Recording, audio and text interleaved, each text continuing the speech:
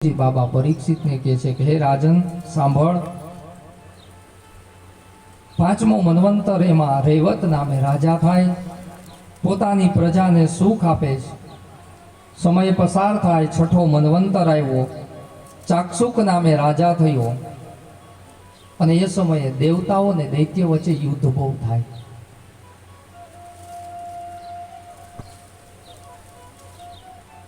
તમે કોઈ પણ ગ્રંથ વાંચો એમાં દેવતાઓ અને દૈત્યના યુદ્ધની વાત આપી છે.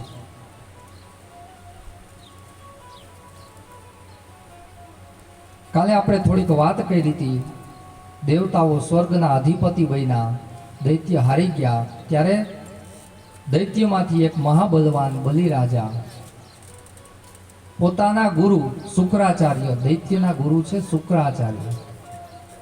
આખા બ્રહ્માંડમાં એક જ એક ગુરુ એવા હતા કે મૃત સંજીવની વિદ્યા જાણતા હતા. કોઈનું મૃત્યુ થયું હોય એને સજીવન કરી દે. તો એ સમયની વાત છે, સ્વર્ગનો રાજા ઇન્દ્ર એક વખત ઐરાવત હાથી ઉપર બેઠો હતો અને એવા સમયે દુર્વાસા મુનિ નીકળ્યા. એટલે ઇન્દ્રએ શું કર્યું તો કે ઋષિને પુષ્પોની માળા પહેરાવી. ઋષિને એમ થયું કે અમારે તો જંગલમાં રહેવું, જપ ને તપ કરવા, લાવને આ માળા છે ને આપણા રાજા ઇન્દ્રને અર્પણ કરો. જેવી દુર્વાસા મુનિએ માળા ઇન્દ્રને પહેરાવી, ઇન્દ્ર અભિમાની આ માળા છે ને એ કાઢીને હાથી ઉપર મૂકી. હાથી છે એ પગથી એને ફૂલને ચોળવા લાગ્યો અને દુર્વાસાનો ક્રોધ છે સાતમા આસમાને. હાથમાં જલ લઈને સાપ આપ્યો કે હે ઇન્દ્ર, તમને મદ આવ્યું ને, જાઓ તમે શ્રીહીન ન થાવ. દૈત્યને ખબર પડી દેવતા ઉપર સાપ આવ્યો છે, સાવધાન થજો. આ કથા મને તમને શીખડાવે કે જેવો સમય નબળો આવે ને એટલે શત્રુ રાહ જોઈને જ બેઠો હોય. દેવતાઓનો સમય નબળો આવ્યો, એ ઘટના શું બની? દૈત્ય છે એ સ્વર્ગ ઉપર ચડાઈ કરે અને સ્વર્ગના રાજા બન્યા. અને મુશ્કેલી પડે ત્યારે આપણે શું કરીએ? તો કે મુશ્કેલી પડે ત્યારે આપણે ભગવાન પાસે જાય.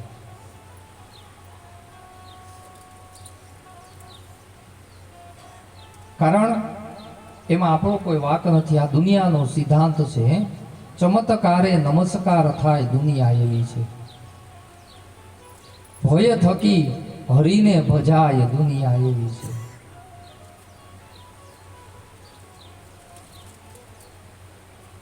દેવતાઓના કર્મ એવા કે ગુરુનો શાપ થયો, ક્યારેય કોઈનો શાપ માથે લેવાય નહીં.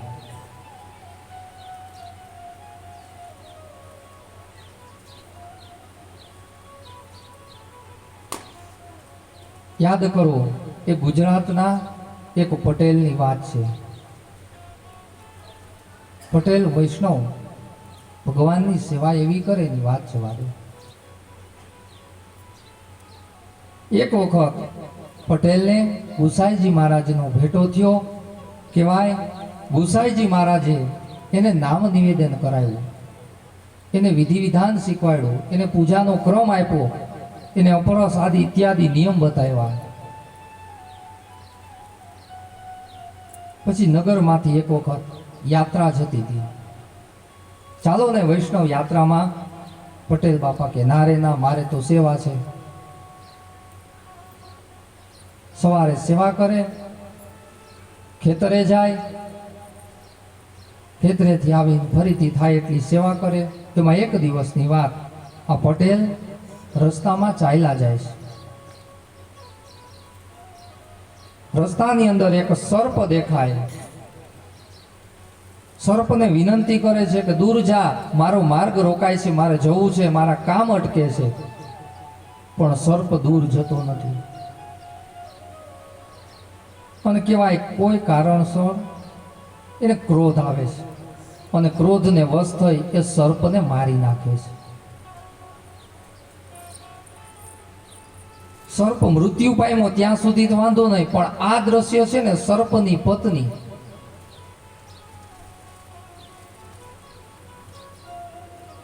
એ જોતી હતી. અને કહેવાય એ નાગણી પટેલની પાછળ, આગળ પટેલ પાછળ નાગણી. પણ આ તો પરમ વૈષ્ણવ, જાય તો એ રસ્તામાં એક જ મંત્ર, શ્રી કૃષ્ણ શરણમ મમ, શ્રી કૃષ્ણ શરણમ મમ. એ મંત્રની તાકાત એવી ને કે પટેલ દાદાની ફરતે એક સુદર્શન કવચ જેવું કવચ થઈ ગયું. નાગણી ત્યાં જઈ જ નથી શકતી. ઘરે આવે તો પણ એ જ મંત્ર, ભગવાનને ભોગ લગાડે તો પણ એ મંત્ર, ઉઠે તો પણ એ જ મંત્ર, સૂવે તો પણ એ જ મંત્ર. વર્ષો વીતી ગયા. આ નાગણી બદલો લેવા માટે પટેલ દાદાની પાછળ પાછળ. એમાં એક દિવસ ગામના ચોરે 5-6 વૈષ્ણવ બેઠા હતા. એને પૂછ્યું, પટેલ કઈ બાજુ જાઓ? અરે ખેતરે જાઉં છું. બેસો બેસો થોડીક વાર. કહેવાય એ વાતું એ ચડી ગયા અને એને શ્રી કૃષ્ણ શરણમનો મંત્ર છે ને એ વિસ્મરણ થઈ ગયો થોડા ક્ષણ માટે. અને નાગણી એ જ જોતી હતી, જો આ મંત્ર ભૂલે ને તો મારું કામ થઈ જાય. અને એમ કરીને નાગણી એને ડંખ માર્યો. કહેવાય એ જ ક્ષણે કે પટેલ વૈષ્ણવનું અવસાન થાય છે. એટલે 4-5 વૈષ્ણવ હતા એ કેવા લાગ્યા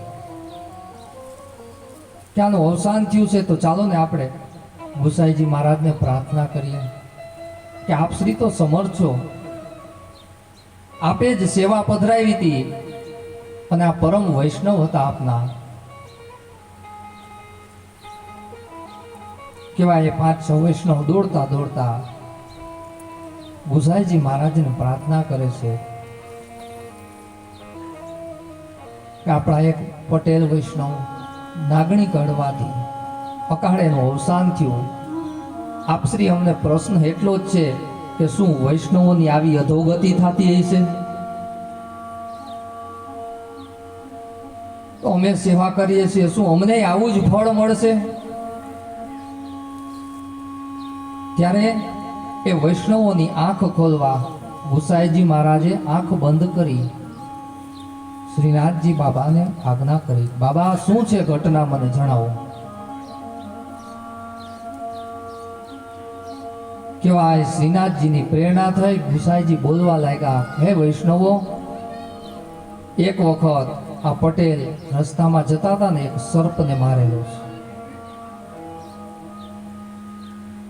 માટે એનું ફળ, કર્મનું ફળ એને ભોગવવું પડે. આ નાગણી એનો પીછો કરતી હતી. જ્યાં સુધી એની પાસે મંત્ર હતો ત્યાં સુધી કોઈ એનો વાળ વાંકો ન કરી શક્યો. પણ હવે મંત્ર ભૂલાણો વાતુમાં, માટે એનું દેહાવસાન થયું છે.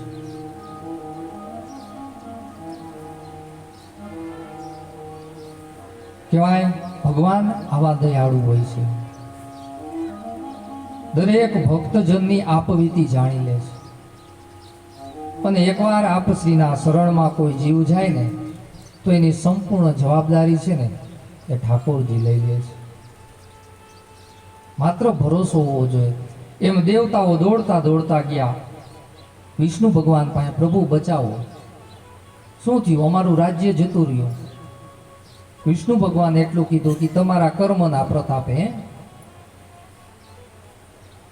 સાધુ સંતનું અપમાન કરો, ઋષિઓનું અપમાન કરો તો પછી આવું જ થાય ને.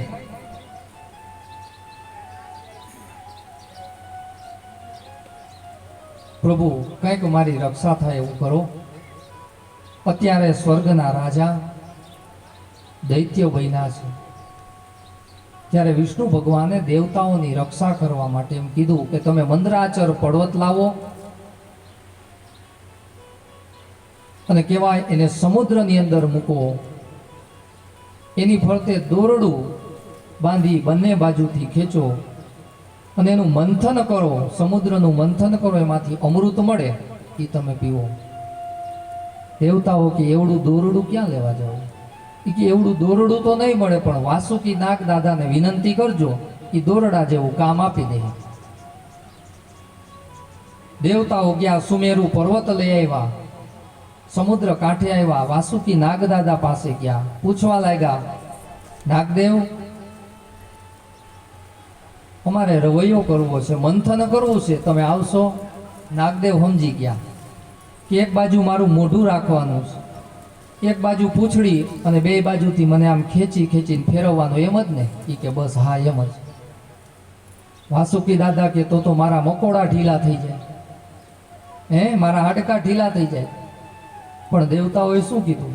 અમે એમાંથી અમૃત નીકળે ને તમને આપશું એટલે તમારું મૃત્યુ નહીં થાય. વાસુકી તૈયાર થયા, સમુદ્રનું મંથન થયું, બધાને એમ કે નીકળશે અમૃત, પણ પેલા નીકળે છે ઝેર.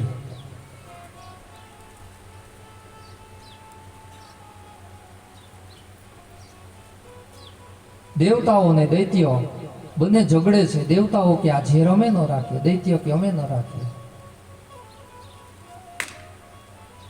કહેવાય એ સમયે એ ઝેર ભગવાન મહાદેવને આપે, એને ગળામાં ધારણ કર્યું છે. એટલે ભગવાનનું એક નામ નીલકંઠ પડ્યું છે. ફરીથી મંથન આગળ આવેલું, એમાંથી નીકળી કામધેનુ ગાય, 14 રત્ન નીકળે છે.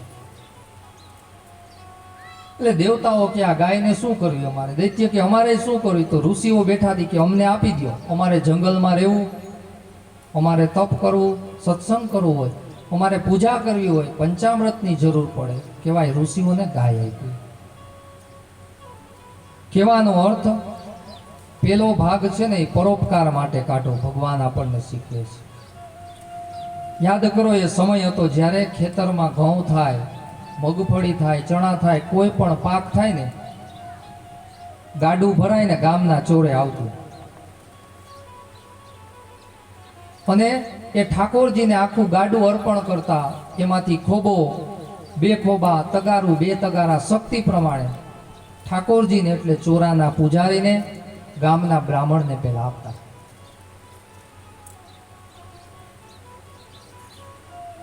આવું વડીલો તમે જોયું છે કે નહીં?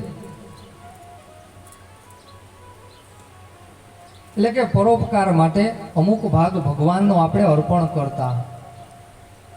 પણ હવે થાય છે એવું, ગાડા વયા ગયા, ટ્રેક્ટર આવ્યા, ટ્રેક્ટર ભરાય છે આખા છલછલા, એ ચોરે ન આવતા, સીધા યાર્ડમાં જાય છે. આપણે એનો ભાગ કાઢતા ભૂલી ગયા. પછી કે અમે દુઃખી થયા. ભગવાને કીધું કે મેં તને જીવન આપ્યું તો મને 10મો ભાગ અર્પણ કર. તો આપણે 24 કલાક જીવીએ છીએ, તો ભગવાનની સેવા કેટલી કરવી જોઈએ ખબર છે?